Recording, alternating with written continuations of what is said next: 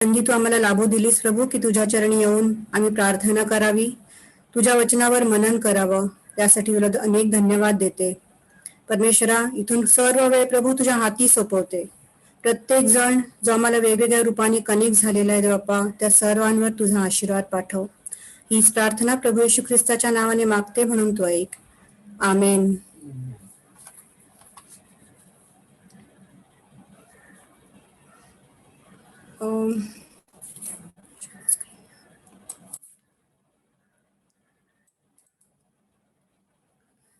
Is visible? Yes.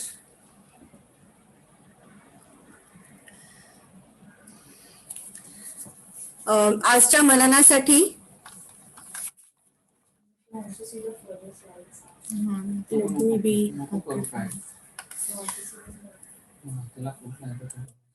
आजच्या मननासाठी आपण जो विषय निवडलेला आहे तो आहे परमेश्वराची सेवा. आपण जेव्हा सेवा आणि सेवा करणं हा विषय जेव्हा ह्याच्याबद्दल विचार करतो तेव्हा एक असतो सेवक, सेवा करणारा, आणि एक असतो मालक. सेवा करणारा सेवक म्हणजेच दास. दास आणि मालक हे समीकरण जर व्यवस्थित जुळलं तरच ती सेवा मान्य ठरते, तरच ही सेवा ऍक्सेप्ट केली जाते. पण हा मालक कोण? विशेषतः हा प्रश्न आपण स्वतःलाच विचारायला हवा की हा मालक कोण आहे? हु इज युअर मास्टर? रोमकरास पत्राचा 6वा अध्याय आपल्याला सांगतं, तुम्ही ज्याच्या आज्ञा पाळता त्याचे तुम्ही दास होता.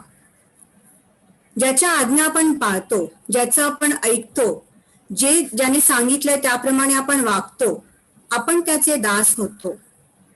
ह्या क्षणी आपण विचार करायला हवा की नक्की आपण कोणाच्या आज्ञा पाळतो?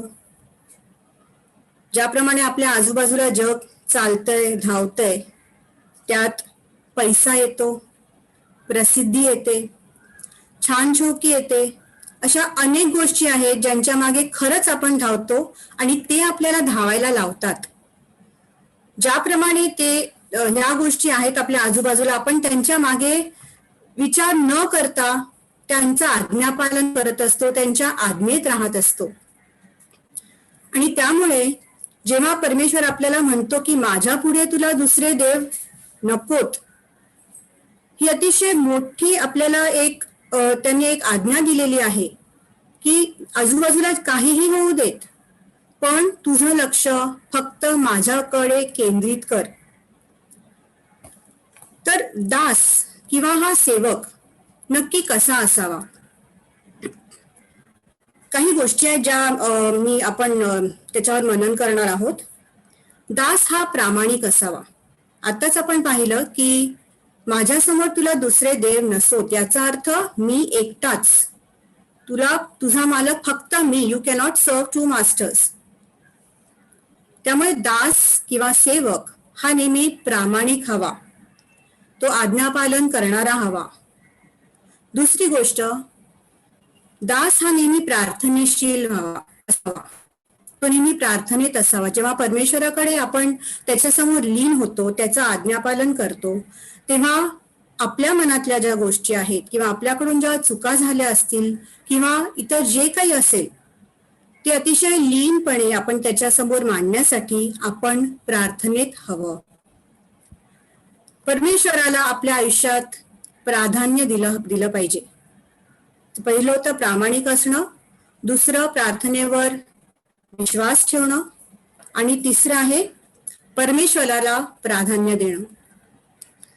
जेव्हा मगाशी मी म्हटलं जसं अनेक गोष्टी आपल्या आजूबाजूला आहे यांच्या मागे आपण धावतो, ह्यात परमेश्वराला कुठे स्थान आहे ह्याचा विचार आपण करायला हवा.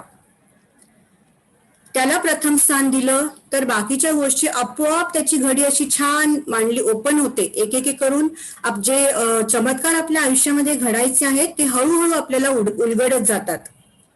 आणि चौथी गोष्ट आहे प्रेमाने प्रेरित होणारा असा तो सेवक. इतरांवर प्रेम करणारा, इतरांवर माया करणारा, त्यांना दया दाखवणारा, इतरांसाठी झटणारा. तर ह्या 4 गोष्टी एखाद्याला अतिशय चांगलाचा सेवक किंवा दास बनवतात. मग आपल्या पवित्र शास्त्रामध्ये असे दास आहेत जे ज्यांच्या आयुष्यातून आपल्याला काहीतरी शिकायला मिळतं. पहिला आहे अब्राहम. अब्राहम ज्या मुलाची वाट बघत होता, ज्या बाळाची वाट बघत होता अनेक वर्ष, त्या बाळाबद्दल जेव्हा परमेश्वराने त्याला सांगितलं तू इसाकाचा बली दे, त्यांनी 2दा विचार केला का, मी असं का करावं? अजिबात नाही. माझ्या परमेश्वराने मला हे सांगितलेलं आहे आणि त्याचं मी आज्ञापालन करणार.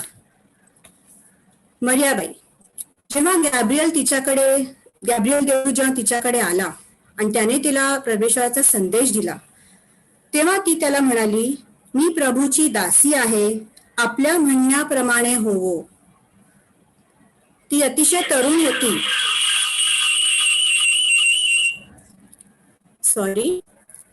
ती अतिशय तरुण होती. तिच्या काही आकांक्षा असतील, तिच्या काही आयुष्याकडून इच्छा असतील, पण जेव्हा परमेश्वराने तिला ती आज्ञा दिली होती तेव्हा तिने बिनधोकपणे काहीही वेगळा विचार न करता ती स्वाधीन झाली.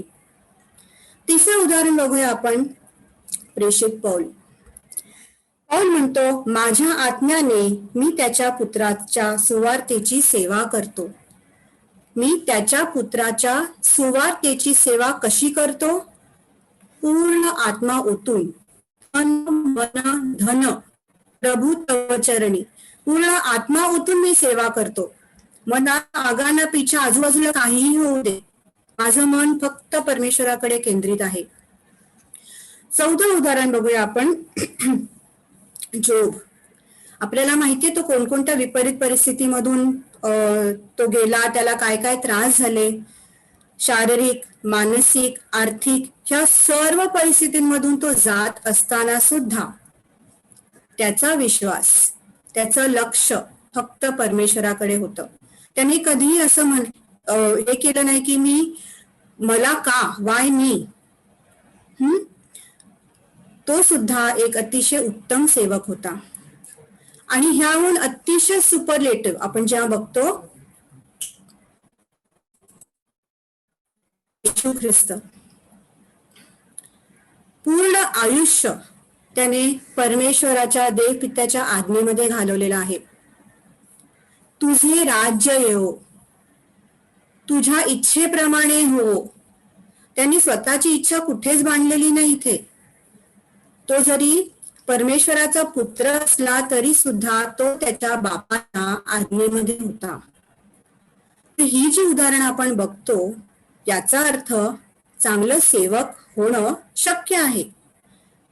मग परमेश्वर आपल्याला काय सुचवतो? आपण जी आता ही वचनं वाचली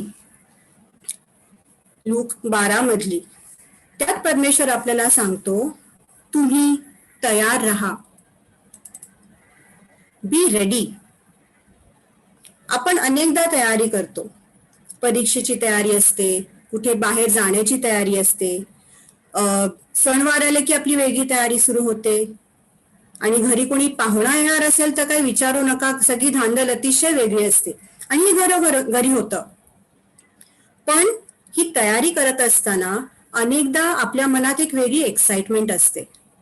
तुम्हाला माहितीये, जेव्हा लहान मूल एखाद्या घरी असतं, आजी आजोबा दुरून येणार असतील किंवा आई वडील कामावरून येणार असेल, तेव्हा त्या मुलाची किती चलबिचल होते. एखादी बाल्कनी असते किंवा खिडकी असते, त्याच्यात ते मूल उभं राहून वाट बघत असतं. किंवा एखादं स्पेशली जर घरी असेल तर तो सुद्धा असाच वाट बघत असतो, व्हेरी एक्साइटेड. माझा मालक, माझा माणूस घरी परत कधी येणार, मी कधी भेटणार.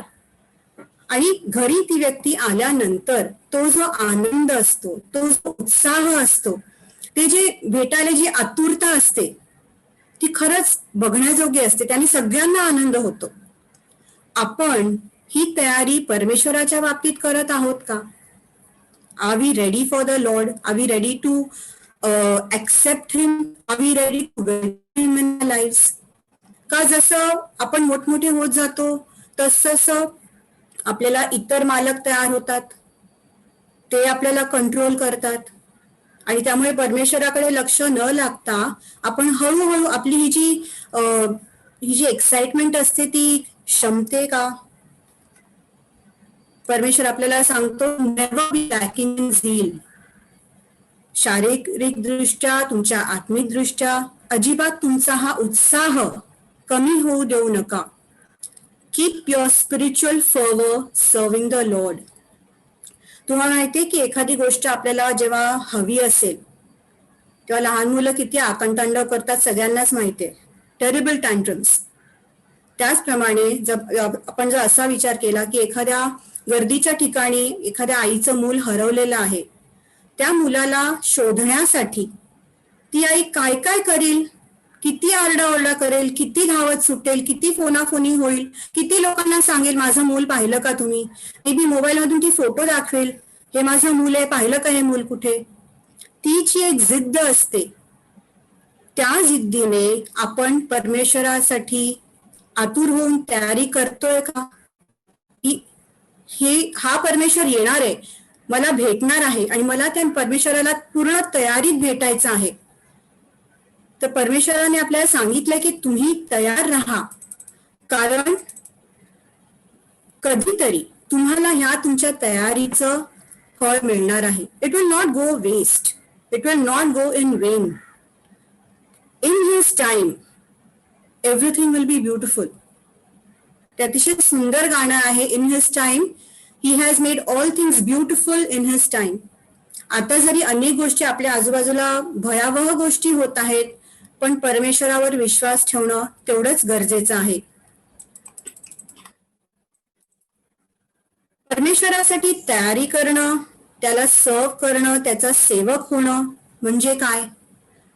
त्याच्या मागे जाणं, त्याला फॉलो करणं, तो ज्या त्याने आपल्या गोष्टी शिकवलेल्या आहेत त्या अंगी बांधणं, मग त्याच्यात आचार, विचार, स्वभाव हा सगळं पूर्णपणे बदलणं म्हणजे परमेश्वराची सेवा करणं होय. आणि ते करण्यासाठी साधारण एखादा दिवस किंवा लगेच थोडंसं बायबल मधलं वाचलं तर लगेच आपल्यामध्ये बदल होईल अशातली गोष्ट नाहीये. त्याच्यात सातत्य हवं. तेव्हा परमेश्वराला आपण त्याची सेवा करतो किंवा त्याचं अनुकरण करतो, तेव्हा बेसिकली आपण जे ख्रिस्तीपणा आहे तो प्रॅक्टिकॅलिटीमध्ये आणतो, त्याचा प्रायोगिक तत्वावर आपण त्याचा वापर करतो. आणि जर ख्रिस्तीपणा आपला फक्त आपण बायबल पुरता ठेवला, फक्त संडे पुरता ठेवला किंवा फक्त चर्च पुरता ठेवला किंवा आपल्या फक्त जवळच्या लोकांपुरता ठेवला, तर आपण अजिबात ख्रिस्ताची सेवा करत नाही आहोत. रोमकरास पत्राचा 12वा अध्याय मी काही वचन वाचते. ख्रिस्ती जीवित क्रमाचे नियम. प्रीती निष्कपट असावी, वाईटापासून दूर राहा, चांगल्याला बिलगून राहा, बंधू प्रेमात एकमेकांशी सहनशील, मानात एकमेकांना अधिक मानणारे, कामात आळशी न होत आत्म्यात उत्तेजित होऊन प्रभूची सेवा करणारे व्हा, आशेत आनंद करणारे, संकटात धीर धरणारे, प्रार्थनेत ठाम राहणारे, पवित्र जनांच्या गरजेसाठी भागी देणारे, आतिथ्यात पुढे जाणारे असे व्हा. जे तुमचा छळ करतात त्यांना आशीर्वाद द्या, शाप देऊ नका. ह्या ज्या काही प्रॅक्टिकल गोष्टी आहेत किती सूचक आहेत. हे करा, हे करू नका, ह्याच्या मागे धावू नका, तर हे करा ज्याने मला तुम्ही आनंद द्याल, तुम्ही माझी सेवा कराल. नॉर्मली ख्रिस्ती लोक जेव्हा किंवा ख्रिस्ती समाज आपण म्हणतो तर तेव्हा एक गोष्ट प्रामुख्याने जगमान्य आहे की ख्रिस्ती लोक सेवेमध्ये असतात, इतरांसाठी झटतात आणि हेच परमेश्वराला हवंय. परमेश्वरावर प्रेम करणं म्हणजेच इतरांवर प्रेम करणं. जर तुम्ही परमेश्वराची सेवा करत असाल ती कशी असायला हवी? इतरांच्या सेवे थ्रू तुम्ही परमेश्वराची सेवा करायला हवी. आणि त्यासाठी आपल्या मनात प्रेम हवं. जे आपण आपल्या हातांनी करतो, जे आपल्या डोळ्यांनी बघतो, जे आपल्या वाणीत आहे, त्या सगळ्यांमध्ये आपले all of 5 senses should have love, God's love. प्रेमात देवाची प्रीती जर आपल्यामध्ये कमकुवत असेल तर आपल्याकडून देवाची सेवा होणं शक्य नाही. एकमेकांची ओझी व्हा. कोणत्या प्रकारची ओझी? ह्या क्षणी तुम्ही जर बघत असाल तर आजूबाजूला जो काही हाहाकार होत आहे, सध्या सगळ्यांचं लक्ष फक्त एकाच गोष्टीवर आहे. मला होईल का? माझ्या आजूबाजूला जवळपास आलेला आहे का? कोण कोण मृत्युमुखी पडलेला आहे? मला झालं तर पुढे काय? कितीतरी प्रश्न आपल्याला पूर्ण ग्रासून टाकतात. पण ह्या वेळी सुद्धा फक्त आपला न विचार करता आपण एकमेकांचा विचार केला पाहिजे. एकमेकांचं थोडंफार तरी ओझं हलकं केलं पाहिजे. त्यांना कुठल्या ना कुठल्या प्रकारची मदत करणं, प्रार्थनेत राहणं, ही एक सेवा घरी राहून आपण नक्कीच करू शकतो. ह्यावेळी मला तुमच्या समोर काही अशी ज्वलंत उदाहरणं आणायची आहेत. एकतर पंडिता रमाबाई ह्यांची आत्ताच आपण जन्मतिथी आणि पुण्यतिथी दोन्ही 23 एप्रिल आणि 5 एप्रिल ह्या तारखा आहेत त्याच्या.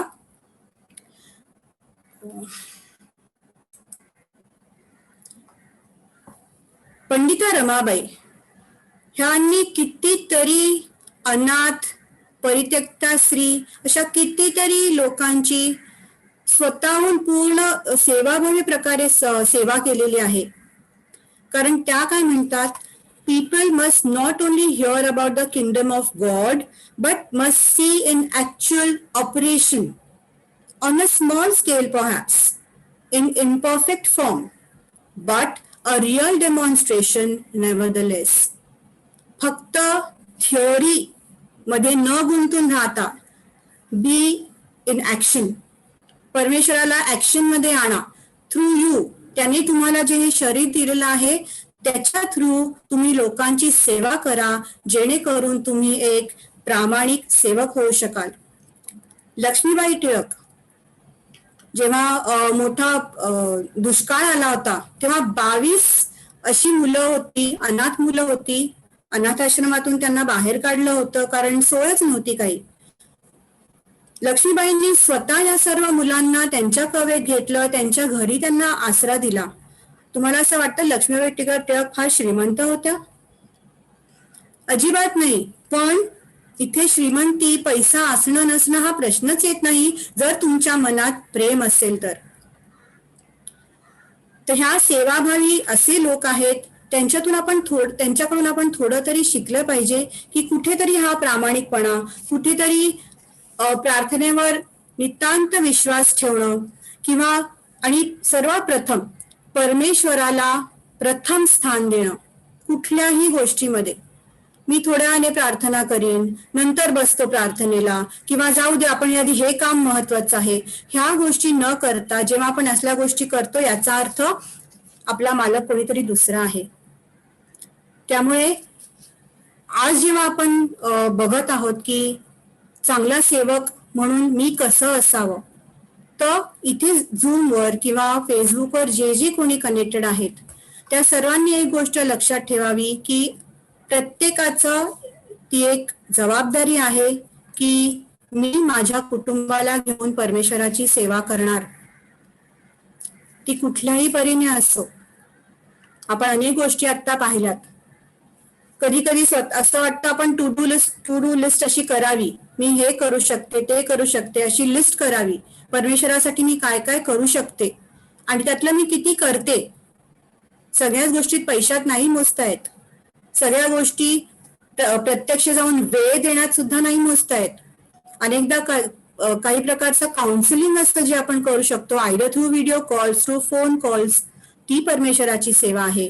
काही छोटी कामं असतील कोणासाठी, कोणी म्हातारं आजी आजोबा असतील, त्यांना मदतीची गरज असेल. कितीतरी लहान गोष्टी असतात जे आपण शाळेत मॉरल सायन्स मध्ये शिकायचो, पण हळूहळू मॉरल सायन्स प्रकार हा बाजूला झालेला आहे. कारण प्रत्येकाला मॉरॅलिटी ही गोष्ट नाहीच राहिलेली आहे. का नाही राहिली? कारण वेगळे देव आलेले आहेत आपल्या आयुष्यात, वेगळे मालक आलेले आहेत आपल्या आयुष्यात.